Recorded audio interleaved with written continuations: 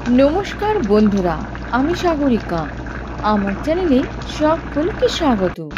আশা করি আপনারা সকলেই ভালো আছেন, আমিও ভালো আছি। আজও আপনাদের সামনে হাজির হয়ে গেছি সম্পূর্ণরূপে নিরামিষ একটি বিশেষ ধরনের আলু দিয়ে তৈরি করা হয়েছে এই রেসিপিটি। আর এই রেসিপি যদি বাড়িতে তৈরি করা হয়ে থাকে তাহলে কিন্তু মাছ মাংসের কথা সকলে ভুলেই যাবে। আর ব্রেকফাস্ট থেকে ডিনার পর্যন্ত কিন্তু খাওয়া একেবারে জমে যাবে। তার জন্য কিন্তু ভিডিওটা আপনাদের দেখতে হবে বন্ধুরা, স্কিপ করলে কিন্তু চলবে না। এই যে দেখুন, এই বিশেষ আলু দিয়ে তৈরি করা হয়েছে অসাধারণ একটা রেসিপি, যেটা খুবই সহজ সরল চটজলদি এবং অল্প উপকরণ দিয়ে আর স্বল্প সময়ের মধ্যে। দেখুন, এই আলুগুলোকে কি আলু বলে আপনাদের কি জানা আছে?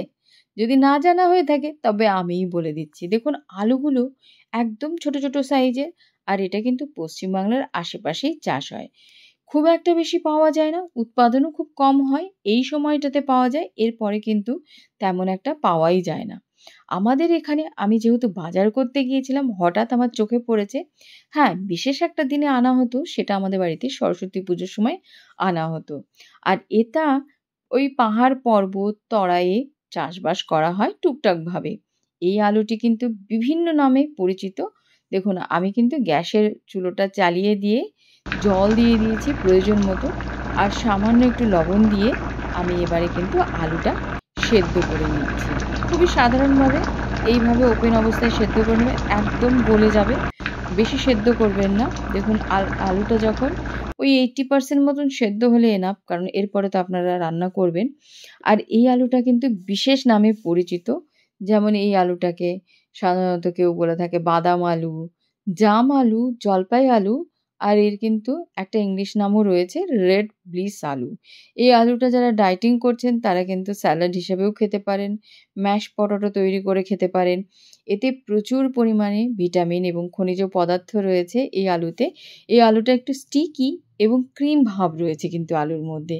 আর আলুটার কালারটাও কিন্তু অসাধারণ। দেখুন, সেদ্ধ করার পরেও হালকা একটা পিঙ্কিশ কালার রয়েছে, তার জন্য কিন্তু রেসিপিটা দেখতে অন্যরকম হয়। আর জাস্ট একদম বাদামের মতনই হয়। কিছু কিছু আলু একটু বড় হয়, কিন্তু ওই বাদামের সাইজই হয়, এর থেকে বেশি আলু হয় না।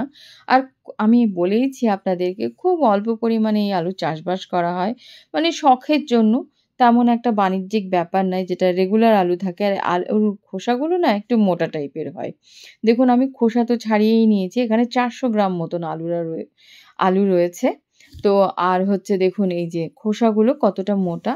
এখানে আমি একটা মসলার মিশ্রণ তৈরি করেছি। মসলা বলতে সিম্পল কাজু বাদাম আর পোস্ত। এটা বলতে পারেন যে বাদাম আলুর পোস্ত রেসিপি।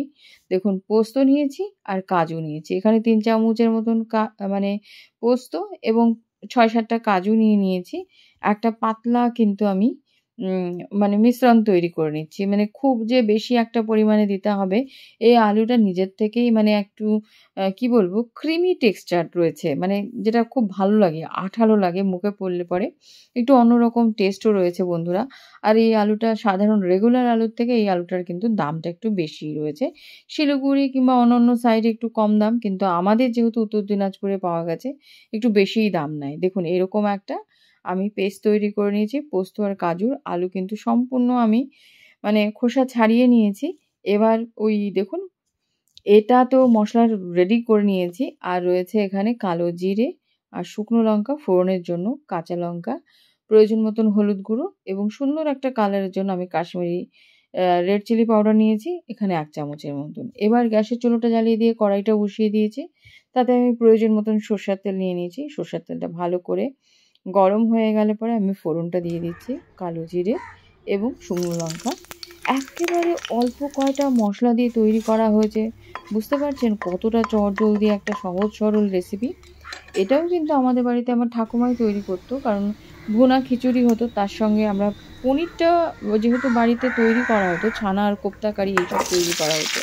কিন্তু নতুন একটা ইউনিক রেসিপি বলতে আমাদের বাড়িতে এই আলুর দমটা কিন্তু, মানে পোস্ত আলু বলেন আর আলুর দমই বলেন, চলতো। এই মানে ওই ভুনা খিচুড়ির সঙ্গে যেত। তো দেখুন, আলুটা দিয়ে বেশ সুন্দর করে নাড়াচাড়া করে নিয়েছি। এবারে এতে আমি স্বাদ অনুসারে লবণটা কিন্তু দিয়ে দিচ্ছি। এখানেই বন্ধুরা দিয়ে ভালো করে আবারও আমি বেশ ভাজা ভাজা করে নেব। তো এত সুন্দর কালারটা হয় না, এত দেখতে আমি জানি না ক্যামেরাতে কতটা প্রপারলি বোঝা যাচ্ছে, কিন্তু অসাধারণ লাগে দেখতে। আর খেতেও কিন্তু টেস্টটা আলাদা অন্য আলুর তুলনায়। তো যাই হোক এইভাবে সুন্দর করে আলুটা না বিশেষ একটা জিনিস যে রান্না করলেও পুরোপুরিভাবে গলে যাবে না। মানে একেবারে অন্যান্য আলু যেমন গলে যায় এটা কিন্তু গলবে না। এবারে দেখুন প্রয়োজন মতন হলুদ গুঁড়ো, ১ চামচের মতন আমি শুকনো লঙ্কার গুঁড়োটা দিয়ে ভালো করে আবারও মিক্স করে নিচ্ছি। গ্যাসের ফ্লেমটা কিন্তু মিডিয়াম ফ্লেমই করা রয়েছে। বিশেষ একটা বেশি গ্যাসের ফ্লেম বাড়াতে যাবেন না, তাহলে কিন্তু মশলাপাতি সব পুড়ে যাবে। তো এইভাবে দিয়ে আমি ভালো করে কষিয়ে নিয়েছি। অতএব এখানে কোনো কিছুর কাঁচা গন্ধ নেই, এক্সট্রা কোনো মসলা নেই। এবারে কিন্তু যে পোস্ত আর কাজু বাদাটা রয়েছে সেটা কিন্তু ঢেলে দিয়েছি। ঢেলে আবারও আপনাকে মিক্স করতে হবে এরকম। এবারে আমি মিডিয়াম থেকে আস্তে, আস্তে ফ্লেমটা কিন্তু হাই ফ্লেম করে নেব। দেখুন কি টুকটুকে একটা কালার মনে হয়েছে আর খুব সুন্দর লাগে দেখতে। এই রেসিপিটা মানে বলে না দেখলে পরেই একটা খাওয়ার ব্যাপার চলে আসে, রুচিসম্মত ব্যাপার। তো এই জায়গাটায় কিন্তু এই জিনিসটাই কাজ করে। দেখুন এইভাবে ভালো করে সুন্দর করে কষিয়ে নিয়েছি। এবারে আমি লঙ্কা চিড়ে দিচ্ছি। যে যেরকম ঝাল খেতে পছন্দ করেন মানে সেভাবে লঙ্কাটা দেবেন। তো এটা একটা সুমিষ্ট রেসিপি হয় যেটা আপনার পোলাও বলুন, লুচি বলুন, পরোটা বলুন সবকিছুর সঙ্গে কিন্তু অসাধারণভাবে যাবে। দেখুন কিন্তু মসলা কষে গেছিল। তারপরে তেল বেরোনো শুরু হয়েছে। আমি কিন্তু এখানে ওই বড় কাপ ১.৫ কাপের মতন জল দিয়ে দিয়েছি। কারণ ভালো করে ফুটোতে হবে। আলুটা সেদ্ধ করেছি ঠিকই, কিন্তু আমি 80% সেদ্ধ করেছি, 10% সেদ্ধ করিনি। কারণ এখানে তো কুক হবে। যদিও বা আলুটা একদম গলে যাবে না, কিন্তু আমি 80% ই সেদ্ধ করে নিয়েছিলাম। প্রেশার কুকারে দেওয়ার দরকার নেই। এই আলুগুলো কিন্তু খুবই নরম হয়।